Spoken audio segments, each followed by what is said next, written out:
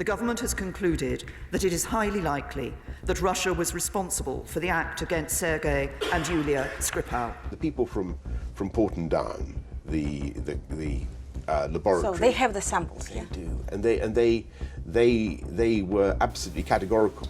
It's not for us to advise on who made the nerve agent or where indeed it came from. И слишком очевидно, что наши британские коллеги, в общем-то, заигрались. There are facts, then there are falsehoods. Somewhere in between lies perception.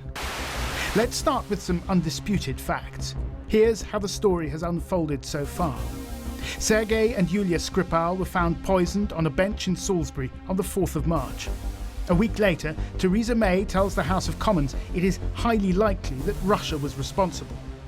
The Russian embassy responds the following day, saying the allegation is an attempt by the UK to discredit Russia, a sentiment echoed by President Putin after winning re-election that same week.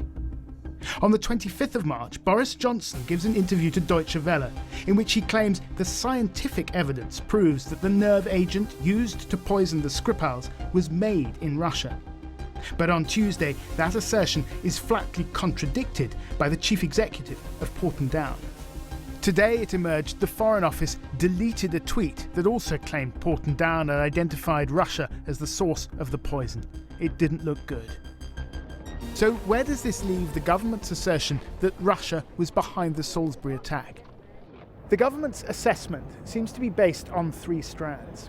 The first is scientific, the identification of the toxin as being of a type that was first manufactured in the Soviet Union.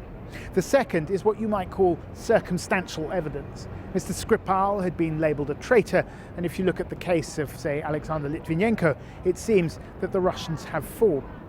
The third strand is intelligence, and here people are being asked to take a certain amount on trust. In the thorny area of intelligence assessments and weapons of mass destruction, the West too has form in Iraq.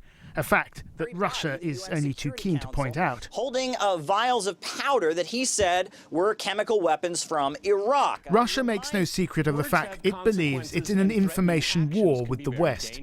The news channel RT was set up with the explicit mandate to promote alternative narratives. But some accuse RT of being pure propaganda, whose aim is to sow doubt and misinformation. They're incredibly good at this, and they are expert in a way that we simply don't even come close. And that's my worry, is that we are still incredibly naive.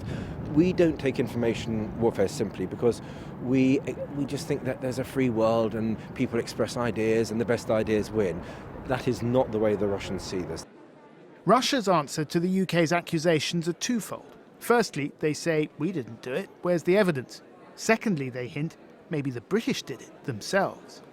Есть другие объяснения. Они говорят эксперты, они говорят о том, что это может быть вполне выгодно и британским спецслужбам, которые известны своими способностями действовать с лицензией на убийство.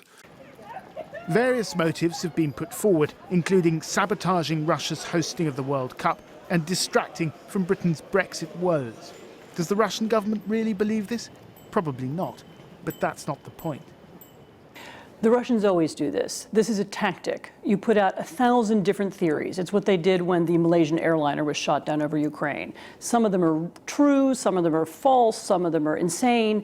The point is to create a dozen conversations on the internet, to have RT repeat some of them, to have pro-Russian bloggers repeat some of them, and to create, in general, an atmosphere of chaos and disorganization and give people the feeling that they just can't possibly ever know what will happen. The truth is impossible to find out because there's so much noise and there's so much confusion about the whole situation.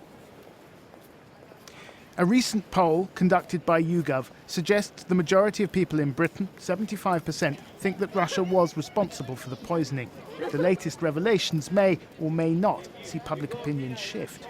I don't particularly trust Boris Johnson, so I'm not just going to take his word for it. No, I think we need more evidence and more things to come forward. But at the moment, if you're asking me what's my hunch, I would say that yes, I do feel that Russia might have had something to do with it. It could be anybody. Do you know what I mean? But I don't believe what I'm told by anybody. Whatever the truth of the Skripal case, there's a battle going on for control of the narrative. Russia's story may sound implausible, but is Moscow doing a better job of getting its message across?